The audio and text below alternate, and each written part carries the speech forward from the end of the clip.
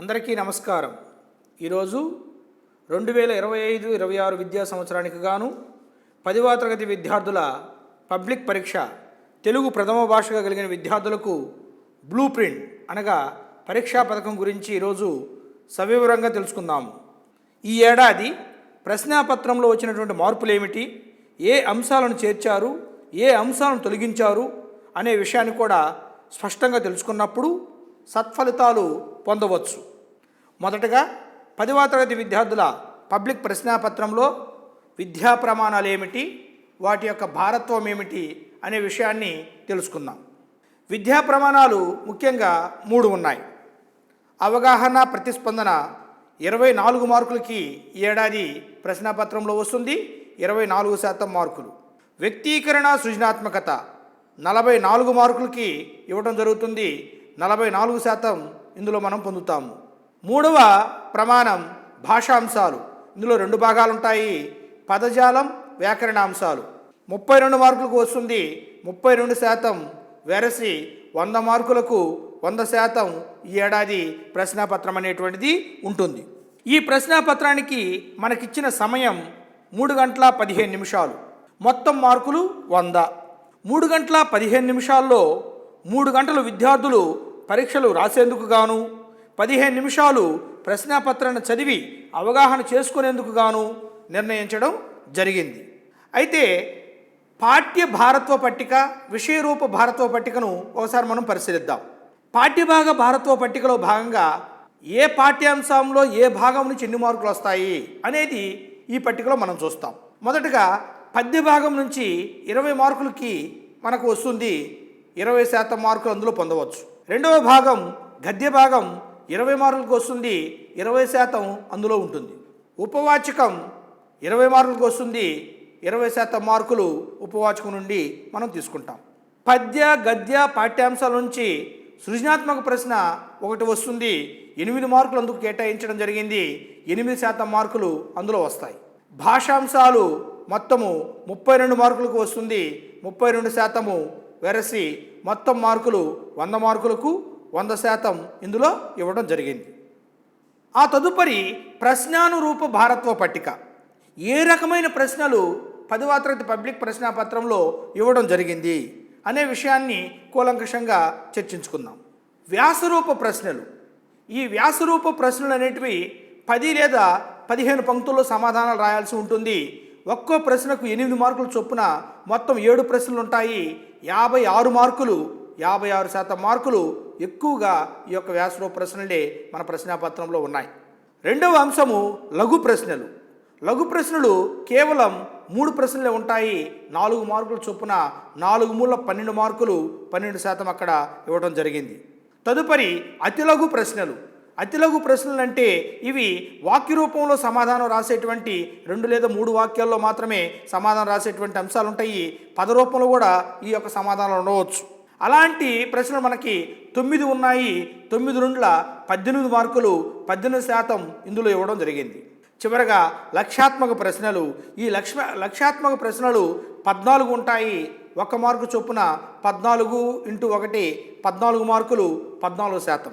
ఈ విధంగా ప్రశ్నాపత్రం మొత్తంలో 33 ప్రశ్నలు 100 మార్కులతో 100% ఈ విధంగా ప్రశ్నానురూప భారత్వ పట్టికను మనం చూడవచ్చు. తదుపరి అత్యంత కీలకమైనటువంటి అంశము మనం చూడదగింది ఏంటంటే పద్య భాగంలో ఎక్కడి నుంచి ఏ ప్రశ్నలు ఎన్ని వస్తాయి, గద్య భాగం నుంచి ఏ ప్రశ్నలు ఎక్కడి నుంచి వస్తాయి, అందులో ఉండేటువంటి అంశాలు ఏంటివి అనేటువంటి విషయాన్ని మనం ఇప్పుడు చూద్దాం. పద్య భాగం నుంచి మొత్తము మనకి వ్యాసరూప ప్రశ్నలు అవగాహన ప్రతిస్పందనలో ఒక ప్రశ్న వస్తుంది, గద్య భాగం నుంచి అవగాహన ప్రతిస్పందనలో ఒక ప్రశ్న వస్తుంది, ఉపవాచకం నుంచి అవగాహన ప్రతిస్పందనలో ఒక ప్రశ్న వస్తుంది. అలా 8 మూళ్ళు 24 మార్కులకి అవగాహన ప్రతిస్పందన అనేటువంటి అంశము ఉంటుంది. తదుపరి వ్యక్తీకరణ సృజనాత్మకత అనేటువంటి సామర్థ్యంలో మొత్తము 44 మార్కులకి సామర్థ్యం ఉంటుంది. అందులో వ్యాసరూప ప్రశ్నలు పద్య భాగంలో నుంచి ఒక ప్రశ్న, గద్య భాగంలో నుంచి ఒక ప్రశ్న, ఉపవాచకంలో నుంచి ఒక ప్రశ్న ఉంటుంది. లఘు సమాధాన ప్రశ్నలు కూడా పద్య భాగం నుంచి ఒక ప్రశ్న, గద్య భాగం నుంచి ఒక ప్రశ్న, ఉపవాచకం నుంచి ఒక ప్రశ్న ఉంటుంది. అయితే ఈ ప్రశ్నలు ఏముంటాయి అనేది కూడా ఈ సందర్భంగా మీకు వివరిస్తాను. పద్య భాగం నుంచి కవి గురించి ఉంటుంది లఘు ప్రశ్నలలో, గద్య భాగం నుంచి నేపథ్యం లేదా ప్రక్రియ గురించి ఉంటుంది, ఉపవాచకం నుంచి పాత్ర స్వభావం చెప్పమని ఉంటుంది. ఈ విధంగా లఘు సమాధాన ప్రశ్నలు ఇవ్వటం జరుగుతుంది. పద్యభాగ పాఠ్యాంశాల నుంచి గద్యభాగ పాఠ్యాంశాల నుంచి అంతర్గత ఛాయిస్ కింద మనకు 2 ప్రశ్నలు ఇస్తారు. ఒకటే రాయాలి. ఇది సృజనాత్మకత ప్రశ్న, ఇది ఒకటే ఉంటుంది, 8 మార్కులకి ఉంటుంది. ఈ మొత్తం కలిపి వ్యక్తీకరణ సృజనాత్మకతలో 44 మార్కులకు మనకి మొత్తం ఇవ్వడం జరుగుతుంది. తర్వాత భాషాంశాలు. ఈ భాషాంశాల కాడికి వచ్చేసరికి అతి లఘు ప్రశ్నలు అంటే 2 మార్కుల ప్రశ్నలు మనకు 9 ఉంటాయి. 9 2 18. లక్ష్యాత్మక ప్రశ్నలు 14 ఉంటాయి. 14 మార్కులకి 14 మరియు ఒక 18 కలిపి 32 మార్కులు. ఆ విధంగా 3 సామర్థ్యాలు అనగా అవగాహన ప్రతిస్పందన 84 మార్కులు, వ్యక్తీకరణ సృజనాత్మకత 44 మార్కులు, భాషాంశాలు 32 మార్కులు, మొత్తము 100 మార్కులకు ప్రశ్నాపత్రం ఇవ్వడం జరుగుతుంది. అయితే ఏ ఏ ప్రశ్నలు ఏ ఏ సామర్థ్యాల్లో ఏ ఏ ప్రమాణాల కింద ఇవ్వడం జరుగుతుంది అనేది కూడా ఉపాధ్యాయులకు విద్యార్థులకు ఉపయుక్తం కనుక వాటిని గురించి కూడా సవివరంగా ఈ సందర్భంగా తెలియజేస్తున్నాను. అవగాహన ప్రతిస్పందన అనేటువంటి ఈ ప్రమాణంలో మనకి ప్రశ్నల రూపం చూసినట్లయితే పరిచిత పద్యం ఒకటి ఇస్తారు. అవి ఆ పద్యం కూడా ఎలా ఉంటుందంటే చిన్న పద్యాలు పాఠ్యాంశాలలోటివి, ఆటవెలది, తేటగీతి, కందం. శీర్ష పద్యాల కింద ఉన్న పద్యాలు ఎవరు, జవాబు పూర్తి వాక్య రూపంలో రాయాల్సి ఉంటుంది. ఆ పరిచిత పద్యం ఇచ్చి దాని కింద అంతర్గత ఎంపిక ఉంది. ఇందులో 2 పరిచిత పద్యాలు ఇస్తారు. 4 ప్రశ్నలు ఇవ్వడం జరుగుతుంది. 4 2 8 మార్కులకి ఈ యొక్క ప్రశ్న అనేది ఉంటుంది. తదుపరి పరిచిత గద్యం 8 మార్కులకు ఉంటుంది. ఇది వ్యాసరూపము. గద్య పాఠ్యాంశాలలోని ముఖ్యమైనవి 6-7 పంక్తులు నిడివి మించనివి. జవాబు పూర్తి వాక్య రూపంలో మాత్రమే రాయాల్సి ఉంటుంది. ఇది గద్య భాగ పాఠ్యాంశాల నుంచి మాత్రమే ఇవ్వడం జరుగుతుంది. తదుపరి ఉపవాచకంలోని కాండలను గుర్తించడం. ఉపవాచకంలో సంఘటనలు ఇస్తారు. వాటిని ఏ కాండకు చెందినవో మనం రాసి ఆ కాండల పేర్లతో పాటు పూర్తి వాక్య రూపంలో రాయాల్సి ఉంటుంది. ఒకే కాండ నుంచి 2 సంఘటనలు మాత్రం ఇవ్వడం జరగదు. ఈ విషయాన్ని గుర్తుంచుకోవాలి. గతంలో ఉండేటువంటి ప్రశ్నాపత్రానికి ఈ ఏడాది మార్పుకి ఈ సందర్భంగా మీకు ఒక సూచన చేయడం జరుగుతుంది. అదేమిటంటే గద్య పద్య పాఠాల ప్రాధాన్యతను సమానం చేయాలనే లక్ష్యంతో అపరిచిత గద్యాన్ని తొలగించేసి ఆ మార్కులను వ్యక్తీకరణ సృజనాత్మకతలో గద్య భాగం నుండి ఇచ్చిన వ్యాసరూప ప్రశ్నకు కేటాయించడమైనదని తెలియజేస్తున్నాను. తర్వాత 2వ ప్రమాణమైనటువంటి వ్యక్తీకరణ సృజనాత్మకత. ఈ వ్యక్తీకరణ సృజనాత్మకతలో మనకు ఏ ఏ అంశాలు ఉంటాయి? లఘురూప సమాధాన ప్రశ్నలు 3 ఉంటాయని చెప్పుకున్నాము. అదేవిధంగా వ్యాసరూప ప్రశ్నలు 4 ఉంటాయని చెప్పుకున్నాము. అవి ఏమేంటి ఎలా ఉంటాయో ఇప్పుడు చెప్పుకుందాం. మొదటగా 4వ ప్రశ్నాపత్రంలో కవి పరిచయం. 4 మార్కులకి లఘురూప సమాధానం రాయాల్సి ఉంటుంది. పద్య భాగం నుండి మాత్రమే ఇవ్వాలి, శతక మాధుర్యం నుండి ఇవ్వకూడదు. 5వ ప్రశ్న నేపథ్యం లేదా ప్రక్రియ. 4 మార్కులకి లఘురూపంలో రాయాలి, గద్య భాగం నుండి మాత్రమే ఇవ్వాలి. 6వ ప్రశ్న పాత్ర స్వభావం. 4 మార్కులకి లఘురూప సమాధాన ప్రశ్న ఉపవాచకం నుండి మాత్రమే ఇవ్వాల్సి ఉంటుంది. ఇక విషయాత్మక ప్రశ్నల విషయానికి వస్తే 8 మార్కులకి మనకి అంతర్గత ఎంపిక ఉంటుంది. వ్యాసరూప ప్రశ్న 7వ ప్రశ్న. పద్య భాగం నుండి 2 ప్రశ్నలు ఇస్తారు. అందులో ఒక ప్రశ్న మాత్రమే మనం రాయాల్సి ఉంటుంది, 8 మార్కులు. 8వ ప్రశ్న గద్య భాగం నుంచి 2 పెద్ద ప్రశ్నలు ఇస్తారు, ఒకటే మాత్రమే రాయాలి, 8 మార్కులు. 9వ ప్రశ్న విషయాత్మక ప్రశ్న. ఇది కూడా ఉపవాచకంలో నుంచి 2 ప్రశ్నలు ఇస్తారు, వ్యాసరూప ప్రశ్నలు, ఒక ప్రశ్న మాత్రమే రాయాల్సి ఉంటుంది. ఒకే కాండం నుంచి 2 ప్రశ్నలు ఇవ్వటం జరగదు. చివరిగా ప్రశ్నాపత్రంలో 10వ ప్రశ్న సృజనాత్మక ప్రశ్న పద్య భాగంలో నుంచి గద్య భాగంలో నుంచి వేరువేరుగా 2 ప్రశ్నలు ఇస్తారు. ఇందులో కూడా అంతర్గత ఎంపిక ఉంది. ఆ ఎంపికను అనుసరించి ఒక ప్రశ్న మాత్రమే తీసుకొని రాయాలి. 8 మార్కులు ఇక్కడ ఇవ్వడం జరుగుతుంది.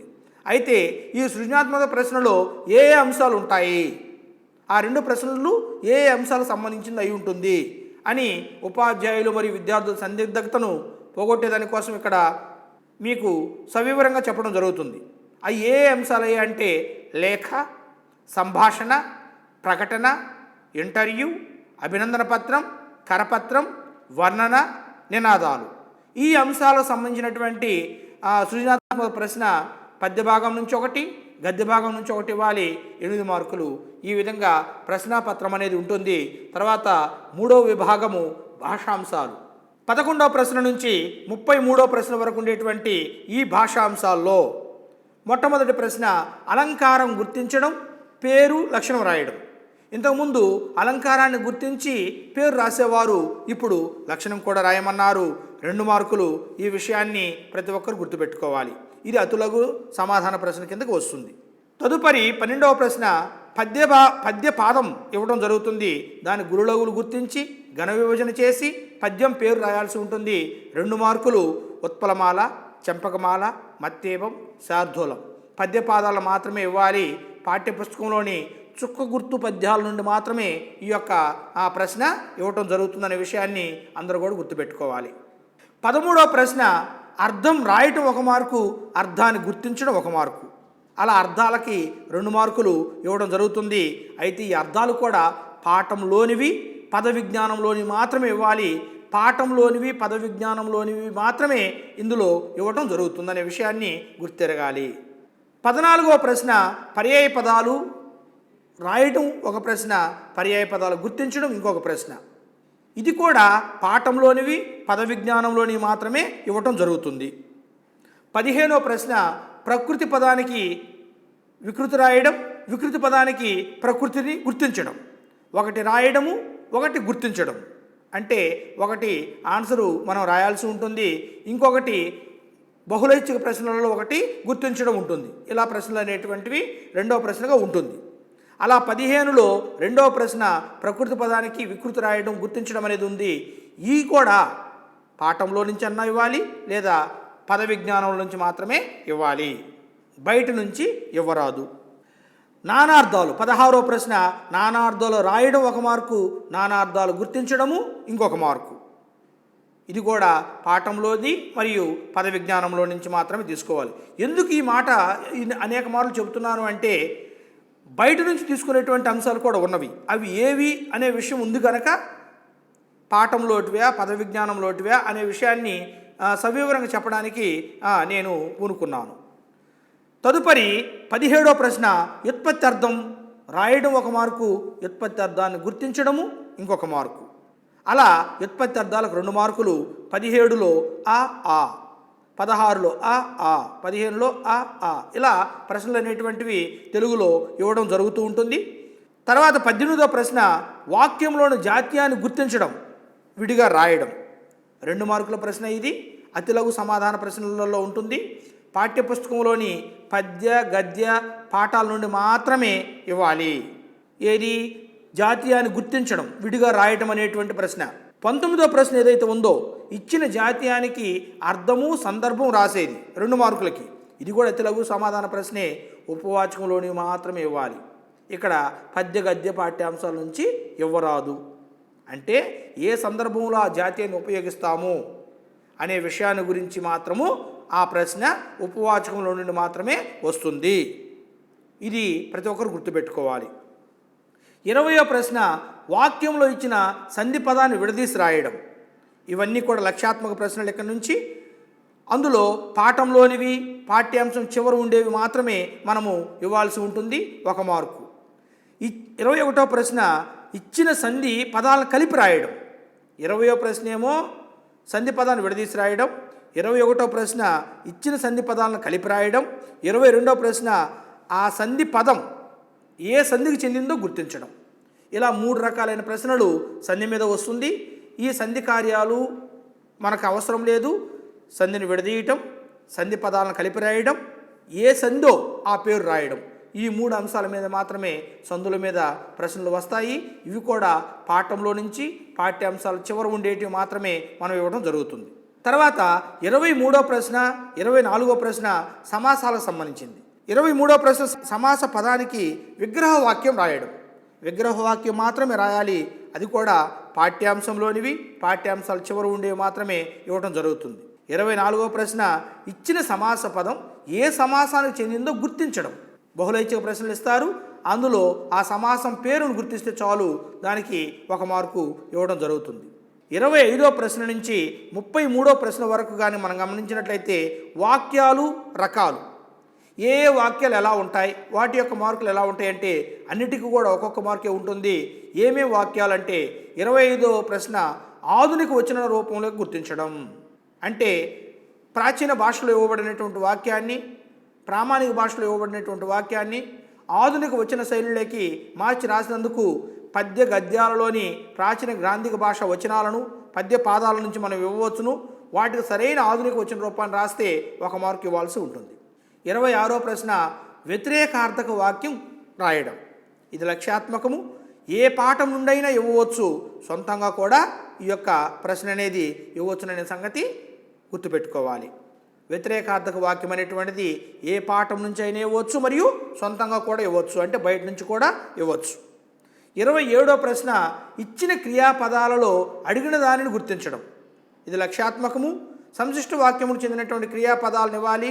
అంటే మనకు తెలుసు అందరికీ శత్రర్థకం, త్వార్థము, ఛేదర్థకము, అప్యర్థకము. ఏ పాఠం నుండైనా ఈ యొక్క క్రియల మీద మనకి 27వ ప్రశ్న అడిగే అవకాశం ఉంది. సామాన్య వాక్యాలను సంశిష్ట వాక్యాలుగా మార్చి రాయడం 28వ ప్రశ్న. సామాన్య వాక్యాలు ఇస్తారు, వాటి సంశిష్ట వాక్యాలుగా మార్చి రాయాల్సి ఉంటుంది. ఇది కూడా ఏ పాఠం నుంచి అయినా ఇవ్వచ్చును, లేదా సొంతంగా కూడా ఇవ్వవచ్చు.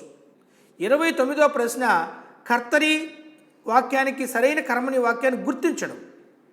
సరైన కర్తరి వాక్యాన్ని ఇవ్వాలి.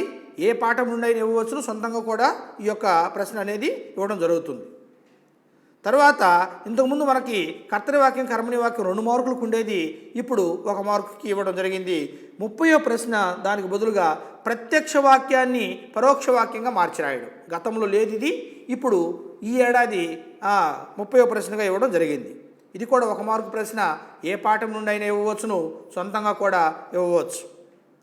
31వ ప్రశ్న ఇచ్చినటువంటి వాక్యం ఏ రకమైన సామాన్య వాక్యమో గుర్తించి రాయడం. అంటే ఏ రకమైన సామాన్య వాక్యం అంటే అది సామర్థ్యార్థక వాక్యం కావచ్చు, ఛేదార్థక వాక్యం కావచ్చు, లేదా ప్రేరణార్థక వాక్యం కావచ్చు, ఆశీర్వాదక వాక్యం కావచ్చు, నిషేధార్థక వాక్యం కావచ్చు, ప్రశ్నార్థక వాక్యం కావచ్చు.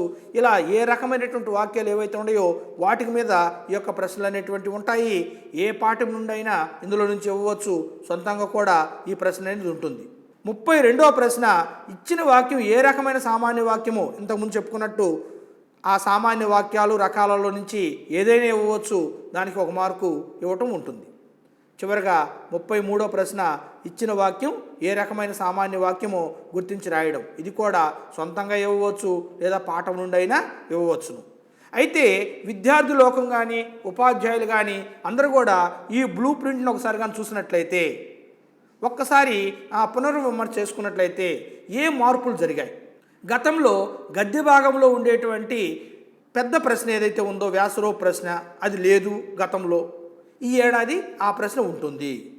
అదేవిధంగా అపరిచిత గద్యం కింద ప్రశ్నలు ఏవైతే ఉన్నాయో ఆ ప్రశ్న ఇక లేదు. ఈ విషయాన్ని గుర్తుపెట్టుకోవాలి. అదేవిధంగా ప్రత్యక్ష వాక్యం పరోక్ష వాక్యం ఇంతకు మునుపు లేదు, ఈ సంవత్సరం ఉంది. అదేవిధంగా లోతుగా చూడాల్సినటువంటి అంశాల్లోకి వెళ్ళినట్లయితే అలంకారాన్ని గుర్తించడం అనే ఇంతకుముందు ఉన్నది, ఇప్పుడు అలంకారాన్ని గుర్తించడంతో పాటు దాని లక్షణాలు కూడా రాయటం అనేది ఏదైతే ఉందో అది అదనంగా ఈ సంవత్సరం చేర్చడం జరిగింది. ఈ విషయాలన్నింటిని పురస్కరించుకొని ఏ విభాగంలో ఏ ప్రశ్నలు ఏ విధంగా ఇవ్వడం జరిగింది అనేది బ్లూ ప్రింట్ మీకు సవివరంగా చెప్పడం జరిగింది. ఈ విషయాలన్నింటినీ పురస్కరించుకొని ఆంధ్రప్రదేశ్ ఉపాధ్యాయులు విద్యార్థులు అందరూ కూడా దీనిని అలానే కొనసాగించి 100కు 100 మార్కులు తెచ్చుకునేదానికి ప్రయత్నం చేస్తారని ఆశిస్తూ, బ్లూ ప్రింట్ని పరిశీలించిన పిమ్మట మాదిరి ప్రశ్నాపత్రం ఎలా ఉంటుందో ఒకసారి నిదానంగా పరిశీలించగలరు.